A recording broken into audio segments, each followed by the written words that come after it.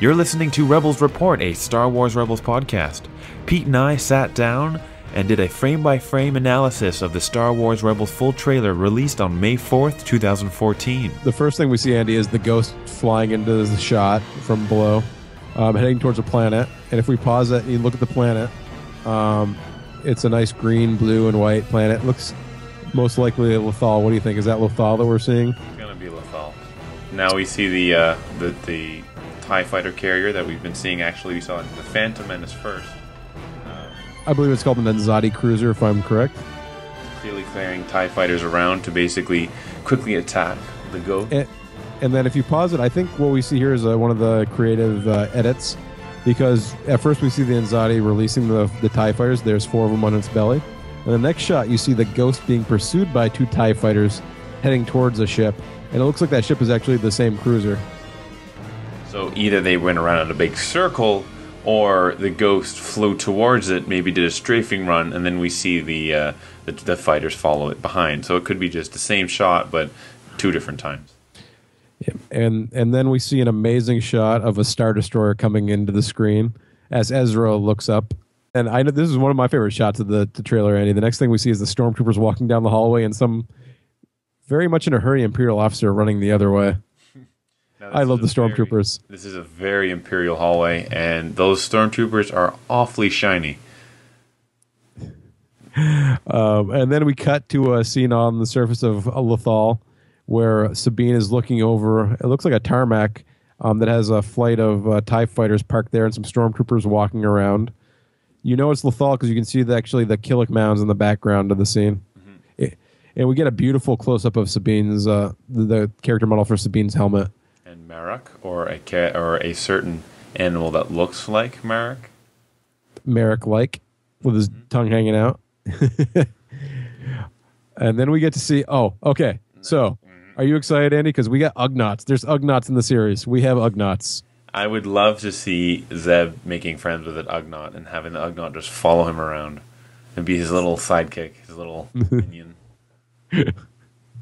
And we also see, if you look in the background, it's another R2 unit that's not Chopper. So there's an astromech in the background behind Zeb. But I'm guessing that lifting a basket of goods isn't probably the best use of an astromech droid. It seems well, a little below his pay grade. But anyways, now we got that expandable blaster turning into an electrostaff. And then we cut to a scene aboard the Ghost where Chopper's doing his little wheelie act on his one central wheel. And he uses his arm to actually balance around the ladder, which is interesting. And this is in the background, if you pause it right there. Really cool looking, it looks like a wicker or wooden chair it looks like a lounge room or something where they might be hanging out in the crew. So it makes me wonder if that's maybe Zeb's chair, because he's the kind of the most alien looking of the creatures. Mm-hmm. I just thought it was a nifty. And the next sequence is, of course, the classic jump into hyperspace with Kanan and Hera.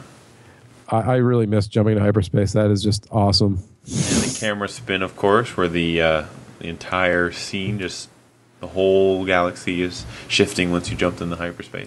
Mm-hmm. Now back to Aladdin. Or Ezra, as it were. And he's ducking on the ground on Lothal in the fields. And it looks like debris raining down around him. Probably from the TIE fighter crash that we saw in one of the teaser trailers. Mm-hmm. Kanan is clearly on a speeder bike, chasing after probably Ezra, because we see Ezra in the next sequence on another speeder bike, probably stealing something. And you can... Yeah, sorry, go ahead. He's got a crate on the back of his speeder bike, it looks like. Probably some masks or what have you. Now, the background is interesting in the sequence. That's what I was gonna point to, Andy. Yeah. Talk about the background. So we got... It kind of reminds me of the Imperial Senate or the Galactic Senate, because you have the huge dome in the background with just the clear fields, but it's clearly also just a highway with very Imperial structures mixed in with the classic Ralph McQuarrie buildings. Yeah, and the central building in the background is one of the Death Star concept arts that McQuarrie did for the Return of the Jedi when they were doing concept art for 2 Death Stars in that film, and they sort of cut that and put it on top of the planet's surface in this show, which is pretty awesome to see. And we have seen this sort of boulevard or street and some of the background concept art and some of the behind-the-scenes trailers they've shown for Star Wars Rebels so far as well. Now, next we're going into our rebellious nature, where we have graffiti art by Sabine, a thermal detonator clamped on the wall, and an absolutely dim-witted stormtrooper who's never seen a thermal detonator. I think That's like me, a podcaster who's never seen a microphone before. he's just like a cat, though. He's just going to the shiny little red light, laser light. He's just attracted to it. He doesn't know what to do. What's this? Which wire do I cut? And then it's not this stormtrooper that we see get blown up, but we do see the next scene, and a TIE fighter blow up, and it launches a bunch of stormtroopers backwards from the explosion. And then we cut out to a larger shot of that, which looks like it's a market. Maybe that TIE fighter landed in a market. And then we cut back to the earlier scene where the TIE with the thermal detonator was in the wall, and we see Sabine hiding behind the solar panel of a TIE fighter. Oh, this just reminded me of The Force Unleashed. First level, or second level, you're running around a TIE fighter factory. I don't necessarily think it's a factory. I think it's more of a landing field, like a forward base type of thing. So it could be. Yeah, that's my speculation at least. And then we get to see Sabine raising up her little spray paint tool before we cut back to the ship, the Ghost, and we see Chopper in action. And what is Chopper doing? Going to hyperspace. He gets to actually flip the switch, it looks like, which is kind of neat. Which is interesting, because haven't we seen R2 do that just by plugging himself in? Yeah, but maybe they don't have the same computer system on board the Ghost, Andy. Maybe. Plus, it's more fun. Maybe Chopper just likes pulling the lever. He's like, yeah, sure, I could plug into that socket, but that's no fun. All right, next up we have our three main male characters, Kanan, Ezra, and Zeb, doing the zero gravity sequence between stormtroopers and themselves. Looks like it's probably on, I don't know if it's the Ghost or it might be another ship, but a ship loses basically its gravity. They get stuck into zero G. Yeah, and we actually see a really cool shot of a stormtrooper taking a direct blaster shot to the chest plate. And you see Kanan's really cool blaster. And then you see a quick glimpse of Kallus. Yeah, you see Kallus very briefly in that sequence. Okay. Floating around. And if you notice this sequence, if you pay attention to the background, the hallways and stuff, the colors, and then the next scene that we see, it's got the same sort of colors in the background. So I think the zero G scene that we see with the three male heroes, and the next scene we see is with Sabine and Chopper. It's going to be aboard the same ship. But I think if we put all the sort of Easter eggs together in the trailer, that you see Sabine laying detonators around the ship, you see the Kanan and Ezra and Zeb fighting the stormtroopers in the ship, and then later on we see a ship exploding in the belly of a Star Destroyer. I think that's the ship they're laying the bombs on. And I think they're trying to make a quick escape from it. Now, after that sequence, we see the Ghost in the clouds being chased by TIE fighters. Could be the same TIE fighters from the beginning that were going from the shuttle. Beautiful, beautiful shot. Oh, and can I just say space combat or atmospheric combat in this case is just awesome to see. One of my most memorable battle sequences in the Clone Wars was the one where they're fighting with Aayla Secura in the clouds above the planet of the monkey people. The Mermans or Lermans? Yeah. Lermans. The Mormons.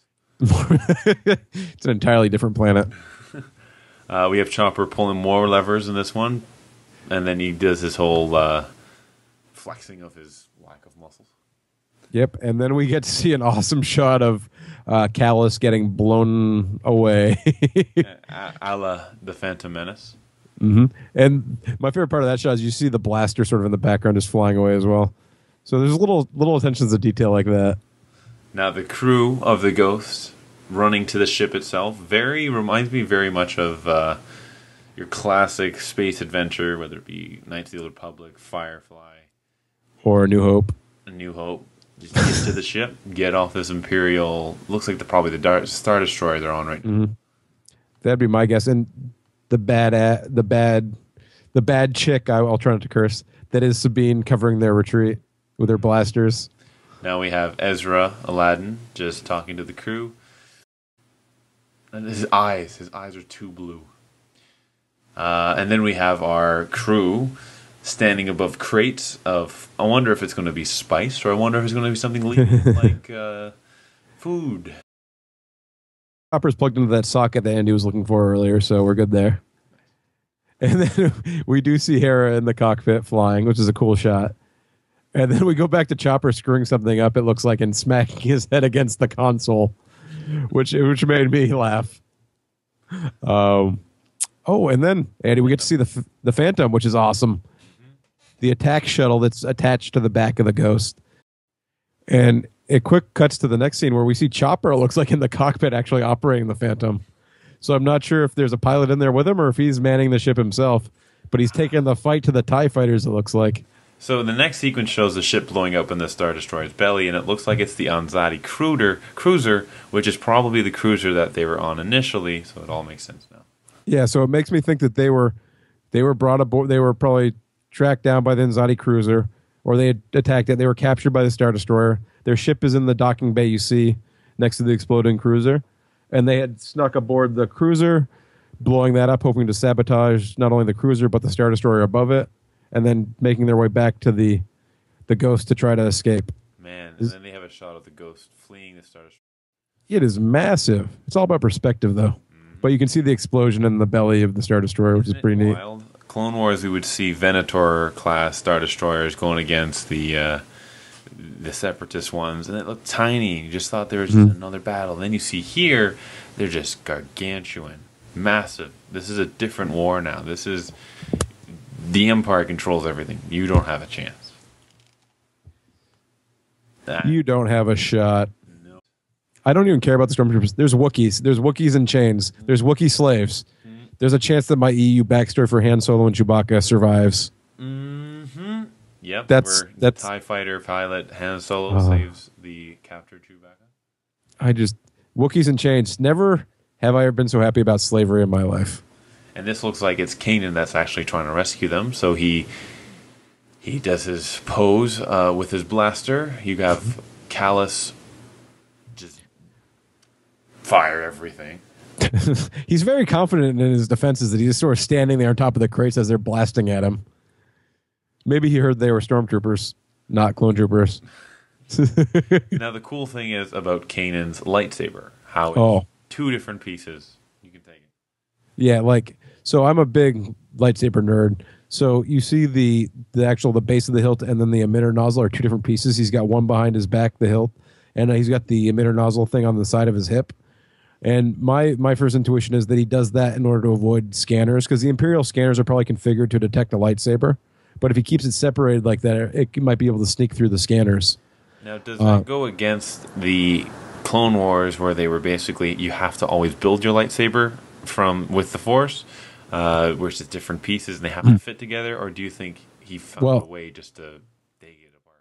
I think the whole...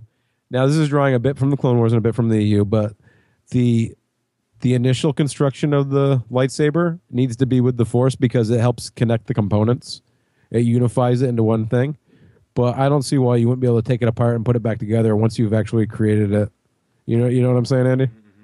So I think the fact that it'd be like, because we know that they have power sources, so it could be like changing out the battery. It's not going to ruin your lightsaber if you have to replace the power source occasionally. So I think it should work fine. I don't think it gets in the way of the continuity at all in terms of that he takes it apart and puts it together. I think it's actually pretty neat. So Kanan takes the lightsaber, puts it apart to fight the stormtroopers who are defending the Wookiees. And then we see Ezra hiding behind some crates looking on. So, and one of the things that they talked about, and that you'll notice if you look at the lightsaber blade itself, towards the end of the emitter, it bows out and is wider, and then it narrows and tapers up towards the top of the blade. So it's not the same sort of width throughout the blade like we saw in the Clone Wars. It's got like a different shape to it. Now, this makes me wonder if Kanan is actually, back in the Clone Wars, he actually wore Jedi robes, or he still wore this robe, this look in the Clone Wars as well. You know, it's an interesting question because we did see a lot of the characters, the Jedi in the Clone Wars, wear a more battle gear outfit, not the more traditional robes. And we know there was different reasons for that, both storytelling-wise and sort of animation-wise, where it was harder for them to actually animate the robes. But I don't know. It doesn't seem like the robe would be the most efficient form of battle dress to me. And then we see another shot of Lothal with the XD logo on top of it.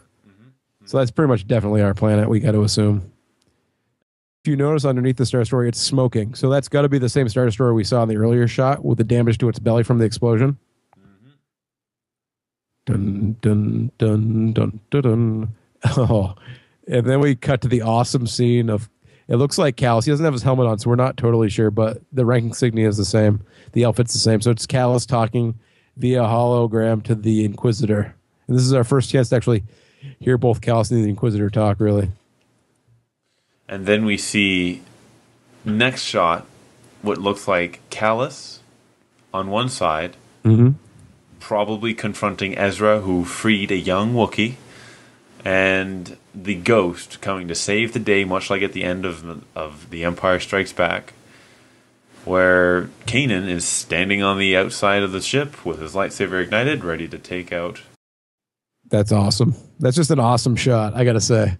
That might be my favorite shot of the trailer. Oh, absolutely. And then we see what must be Callus talking to the Inquisitor, who has a hologram, and it looks like he has his lightsaber on his back, much like Tron Legacy, where you would see the Tron discs on their back.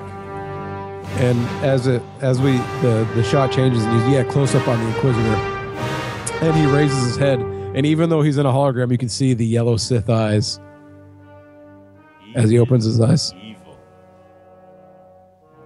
So we know from this trailer that the Empire has discovered our rebel cell, and it's about to get crazy.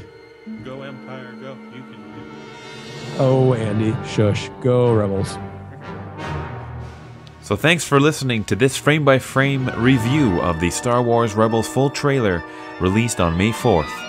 Visit us at rebelsreport.com and make sure to subscribe to our podcast on iTunes, Stitcher, and TuneIn Radio.